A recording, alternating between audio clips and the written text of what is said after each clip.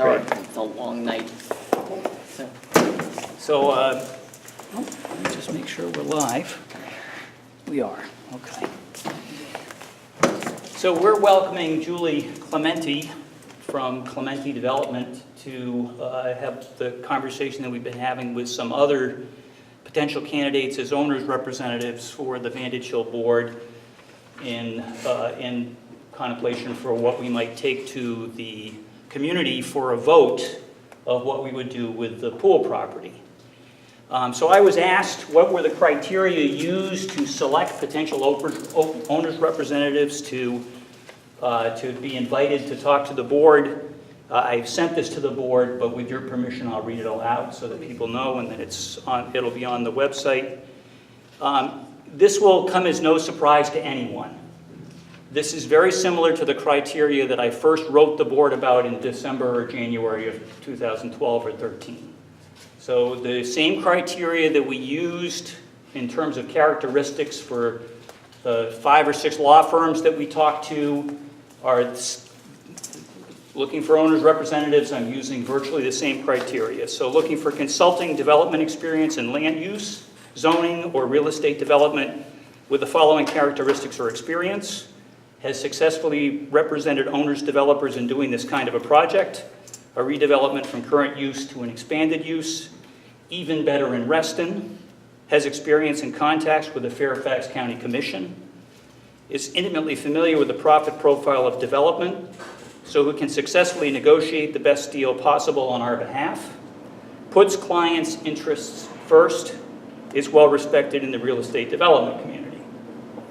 So, Julie has joined us tonight. Her family, Clemente Development, has a lot of experience. And Julie, why don't we start by you just telling us a little bit about your family's firm, and then we can go into what you do for them and how that might be relevant for us. Probably will help. I think given your patience and your the size of the project and the breadth and depth of what you're trying to take on, I really sincerely applaud you. You've approached this in a very comprehensive, thoughtful, and logical way based on a lot of the entities with whom we've worked over the years. You guys are doing this really right, you know, and Parker was nice enough to send to me for your, just so you know where I am, a site plan and some of the paperwork that was produced by Walsh Colucci about 1.5 years ago, so that I could get a little bit up to speed on what had already been generated and by whom.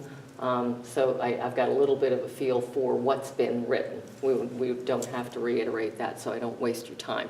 In terms of experience, my first development project in Fairfax County was in Reston, about 2 miles from here, where the intersection of Barron Cameron and Leesburg Pike became my project. 333 acres of developing the Sunrise Dairy Farm and the Crippen family property into what it is now, was my first trial by fire, and that's the work that I did. And so could you just tell us what it is now? Because I sort of understand what that is, but what are those properties? Well, what it was originally was a dairy farm that incorporated a farm market and had the Reston Pt1 farm, it abuts Lake Fairfax.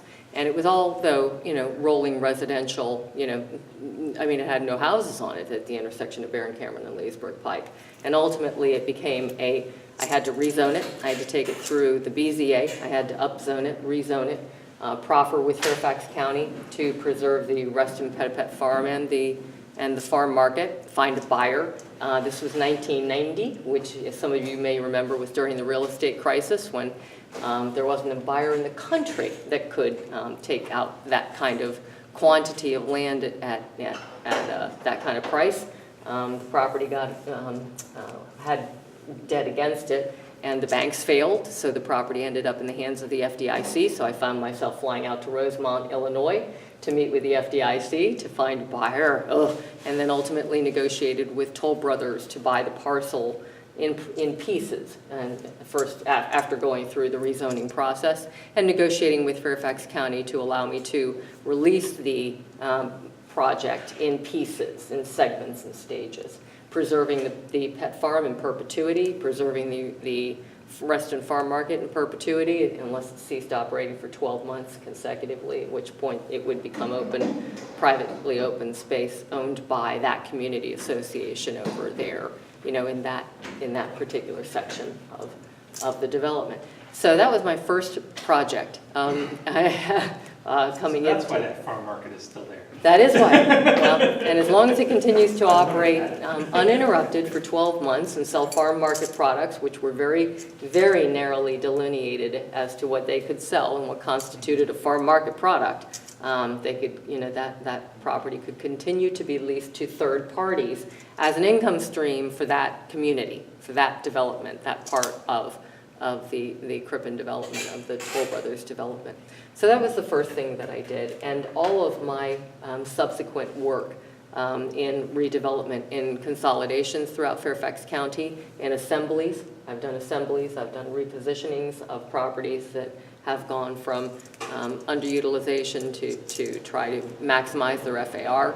I took a 500-acre undeveloped parcel out in Lena and entitled it, rezoned it, sold it to Winchester Homes. My husband built the first condominium in the Commonwealth of Virginia called Tower Villas in Arlington County. At the time, there was no condominium code, so he wrote it. He was a lawyer, and so he wrote the code for the condominiums of Virginia. And we subsequently, in mid-1980s, picked up a contiguous piece of property to it. It was a Pizza Hut. Tore down the Pizza Hut and built another condominium next to it in order to maximize unused FAR from the first site on the second site. So the kinds of developments, we also currently own 26 affordable dwelling units, 13 of which are in Fox Mill out in Herndon, that we bought out of the county's ADU program, and the balance of them are over in Fair Lakes. And we have them in the rental program now, where we maintain them. We own the development company and the property management company that supports them. But taking them from an affordable dwelling unit status into a market rent status was a challenge, and certainly something that we needed to be done and needed to be handled carefully. In the course of all this, these kinds of developments, we also operate out of our office building, which is at 8500 Leesburg Pike. It's the striped windows in between, it says FedBid on it, in between the Fiat dealer and the Container Store. If you know that office building, that's our office building. And we bought that in 1983 as a long-term hold. So all of our projects, all of my experience have been for projects that I have had an equity participation in. I've never done a project where I've not been an equity partner, which is useful, I think, probably to you all, because we don't lose money. If we're not absolutely sure that we can cover our returns and earn the maximum logical return on our investment, we'll do nothing. So thank you, because I think that helps frame up. It sounds to me like what you're saying in terms of what we're looking for is you act as an owner's representative because you always act as the owner. Exactly. But in acting as the representative, though, you also have to recognize that there are myriad ways to develop or redevelop a parcel of property, depending on what you're trying to achieve.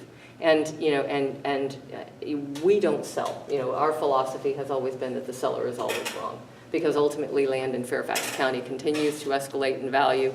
I don't care where you are, what you do, the land value goes up. So we've always tried to find ways to maximize the value while retaining ownership, but doing it in a logical way, not my cell phone.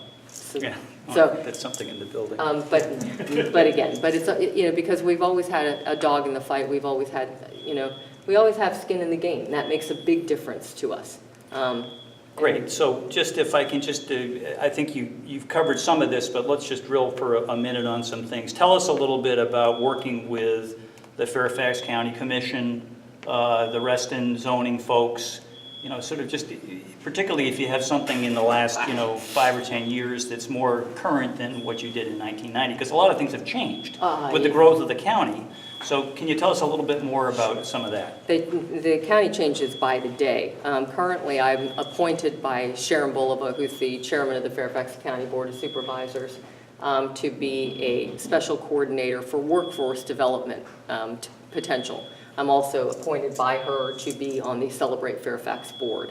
I also, because of the work that I've done over the years through Fairfax County, I have personal relationships with the county attorney, David Bobzien, who just retired last month, but the county attorney's office knows me very well and by name.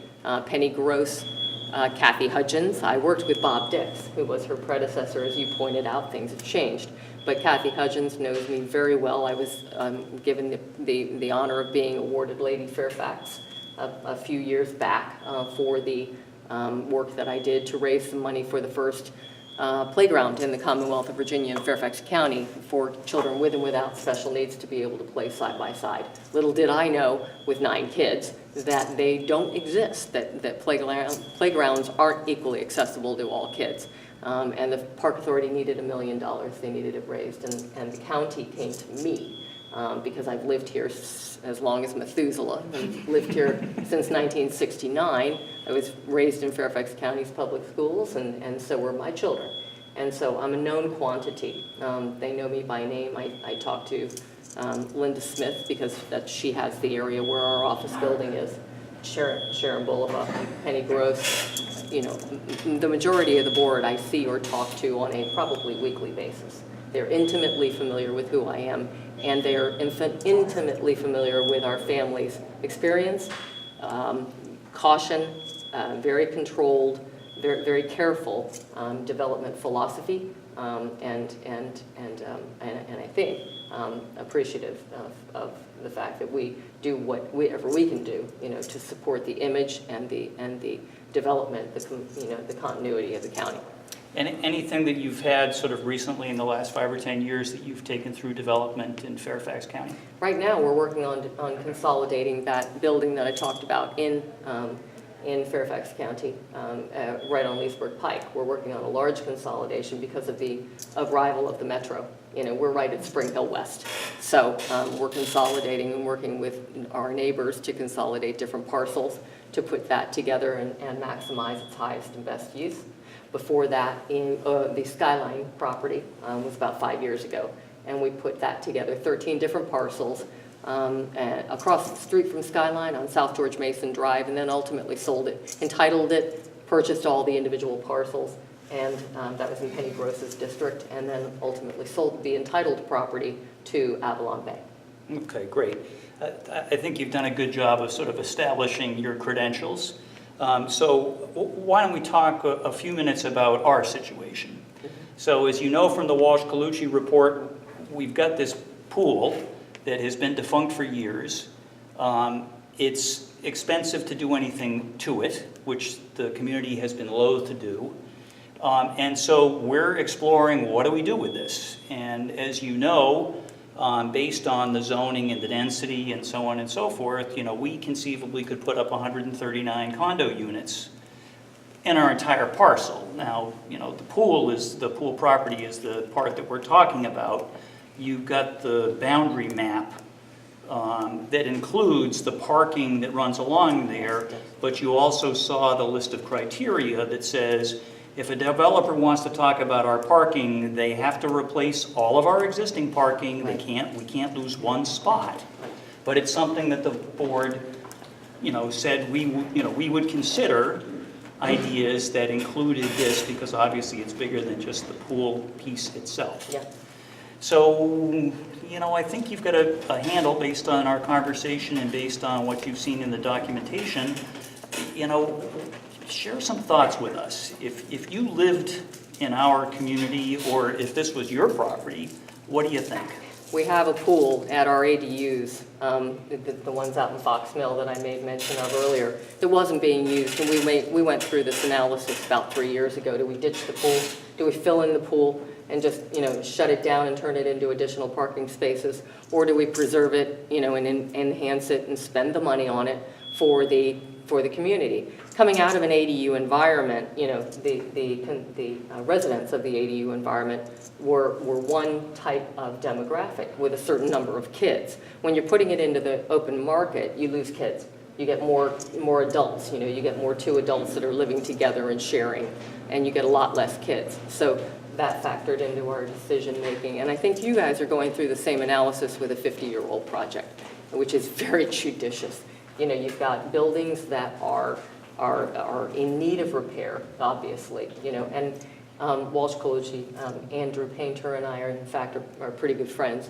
We sit on the Celebrate Fairfax board together, and Art and Ann Walsh do super work. I mean, they do a really robust and thorough, sound analysis of how to redevelop parcels. And I think that they gave you a pretty good, comprehensive idea of how to, you know, what the process would be.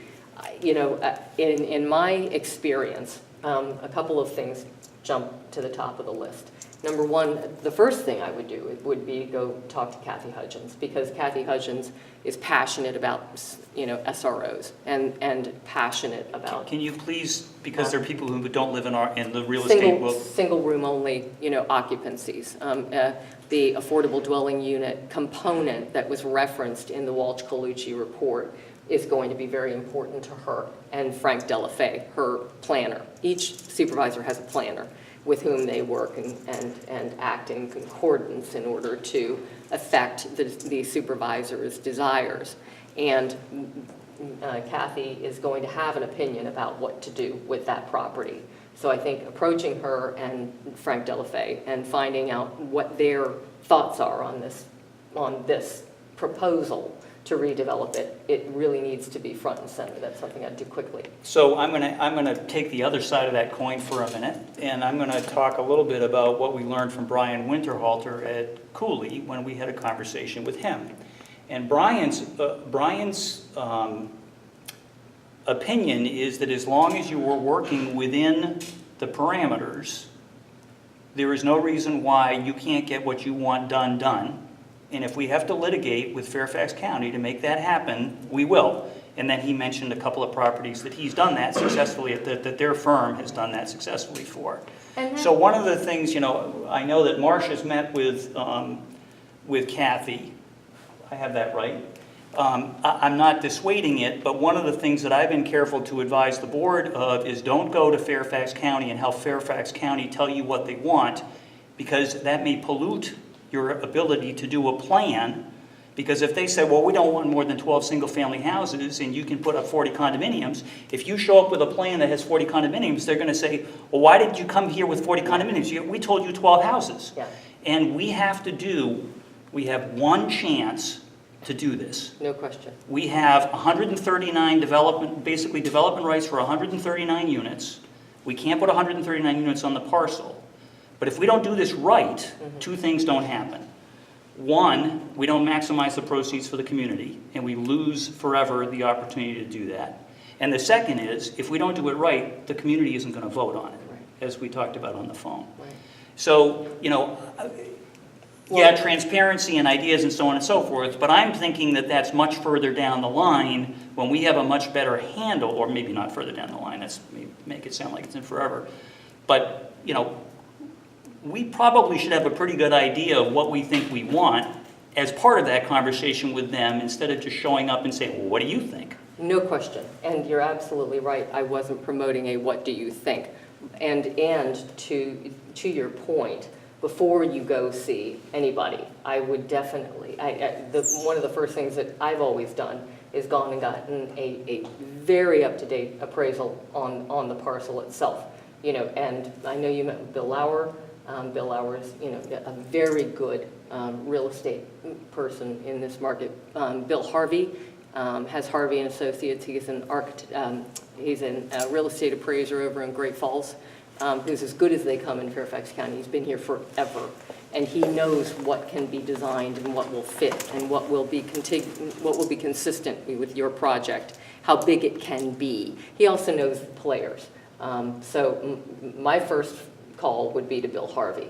You know, he's also discreet, and he recognizes that, to your point, you know, you can't go in and say to staff, you know, what would you like us to do? Because then you lose all your leverage. But I think, Let me clarify really quick. I didn't meet with Kathy Hudgens. I met with Fairfax County with Walsh Colucci to preserve a zoning letter that we have. yeah. And Kathy Hudgens was aware of that, and she has approached me at different meetings. But we didn't meet with her. And in my experience, if you approach, when you go into, you know, we've gone into Penny Gross, and we've gone into, you know, meet with Sharon Boulevard, and we've gone in to meet with Linda Smith within the past 5, 6, 7 years on three different development projects. And you're right, you don't walk in and say, what would you like us to do? And especially the one we're working on right now. You walk in and you say, we know we're entitled to do this. You know, we know what the FAR is. We know what the zoning is. We know what the boundaries are. But we also know what makes sense in the market, and we know what our constituency wants.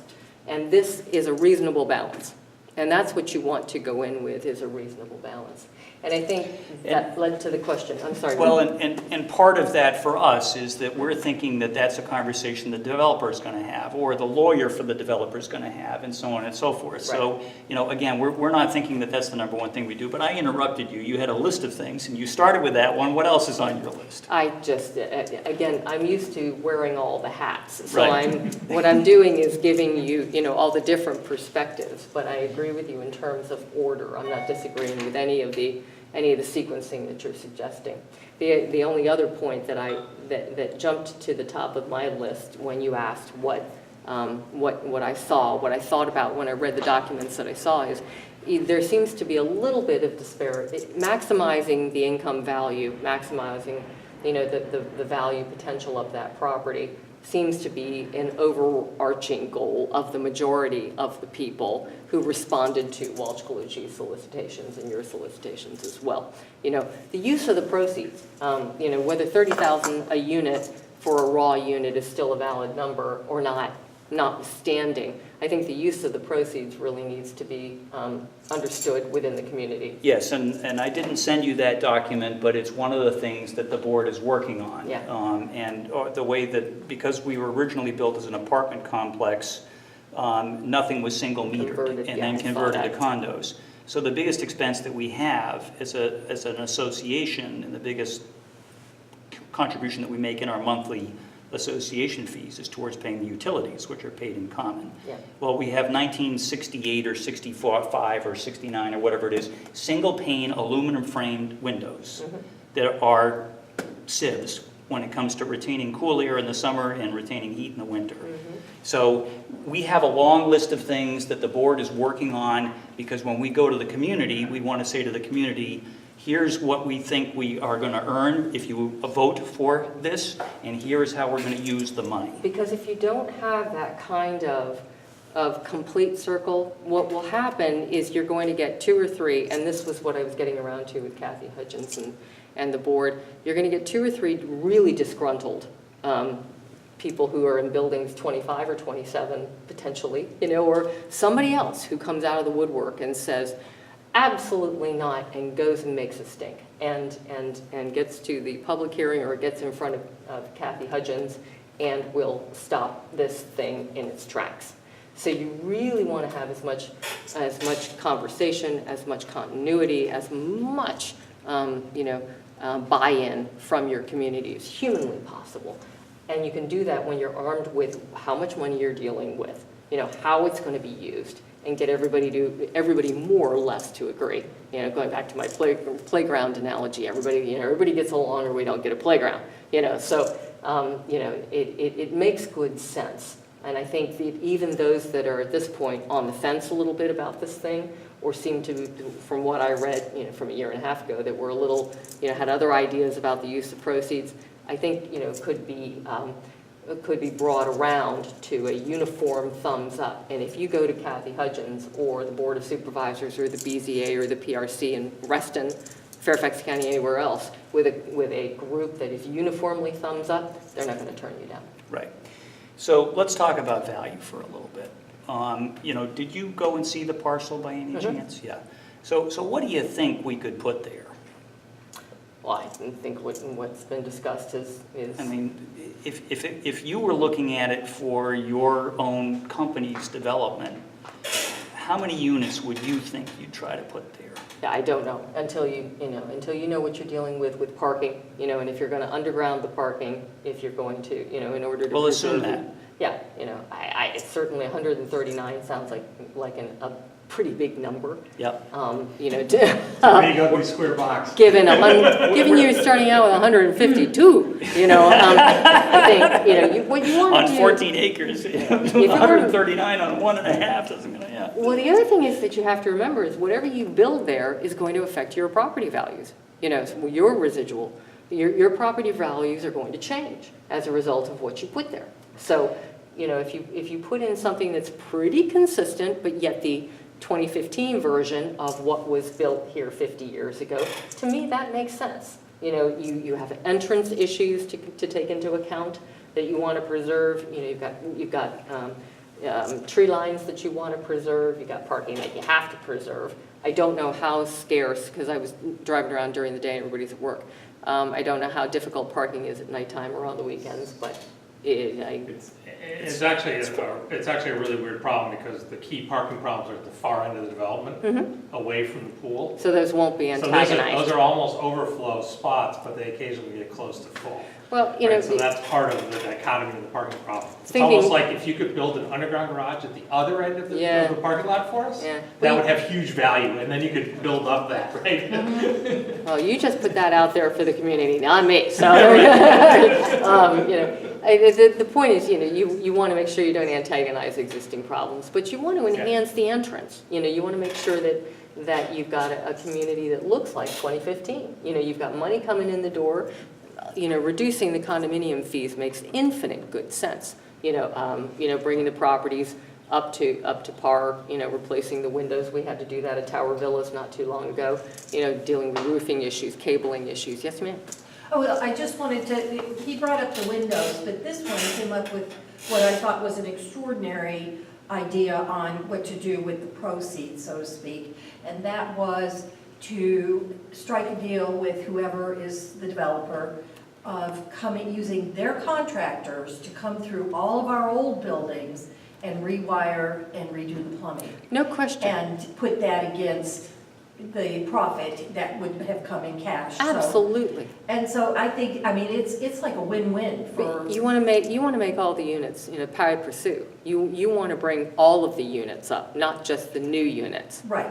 And there's no question that's a logical use of your proceeds, and having an owner's representative, and I know you talked about a group called Fraser Forbes, and they're not.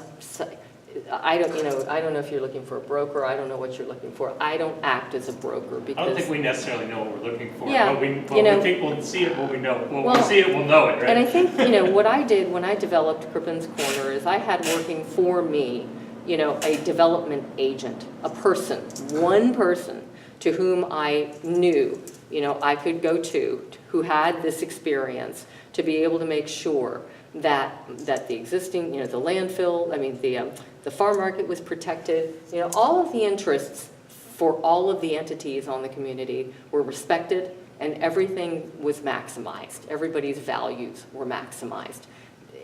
To your question, what would I put there? I'd put there something pretty consistent with what you've got now. I'd just bring them all up, and make them all look alike, take the money and reinvest it in the property so that everybody has a nicer parcel. So I should have started the meeting with this.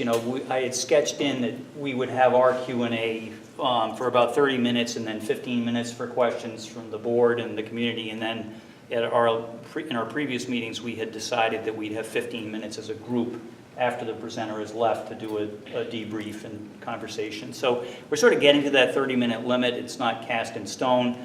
But I would like to just hear a little bit from you. What's your thought about what you would do for us if we came to you and said, well, look, we're interested in talking more about this. What would you do as our owner's representative? What would that look like? I'll talk really fast. Right. I tend not to go fast because there's a lot of pieces. There's a lot of moving parts to this thing.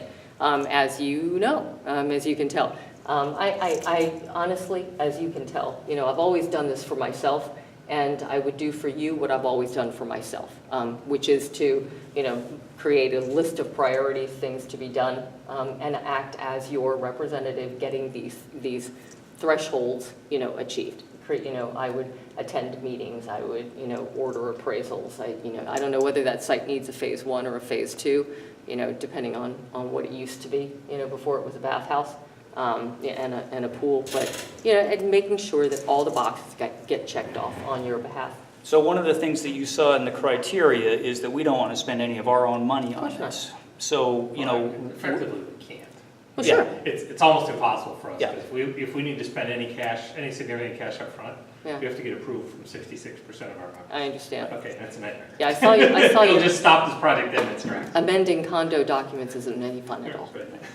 So with that being one of the parameters within we're working, what do you think would be sort of let's call it the ways of doing this where no one gets paid until Vantage Hill gets paid at the end? Would you think a request for proposal process with some developers would be one of the things that you would? Sure. I'd be responsible for. Absolutely. You would think that we do as a community? I think that, absolutely. I think that's the only way to get your arms around, what you may have and what the community is likely to, what economically makes sense to do there, and what it's going to look like and what it's going to cost. I think that's the only way to get it done. And to have someone be the point person for those, the issuing of those RFPs and the negotiating with the developers to make sure they do go back into the rest of the project and they do the other things that they aren't going to want to do. We had 8500 has a garage, a 3-story concrete, concrete on slab garage, where we had one of the floors fell not too long ago. So we had to go back to a garage that was built, a concrete garage that was built in 1983, and negotiate with the contractors to go back in and A, repair it, but B, also go and look at all of the other rusty joints, that shouldn't have been there because they didn't do the proper weatherproofing or they didn't do the proper sealing at the time that the garage was constructed. And we made them go back and do it, and go back. So, it just takes a bit of a seasoned soul and a bit of and someone who is the point person to take on each and every element of the project. But yeah, that's what I would see myself doing for you. So, Did that answer the question?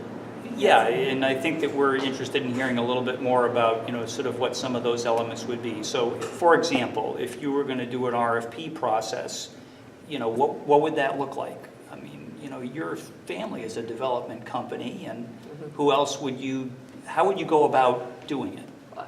We would issue an RFP to 3, 4, 5 of the locally well-known, respected, operating builders in this area who construct product like this, and we would ask them, for their input, given the situation, on what they would charge to do A, B, and C, to deal with the bathhouse, I don't think, $100,000 or whatever it's going to take the pool out is something that we'd want to pay for. I mean, we're not going to pay for anything until we know we're going forward. The developer can do it. The developer can build that into the contract. That's how you do that. But issuing an RFP with those kinds of parameters, give us time frames, give us schematic of what you would build, what the density would be,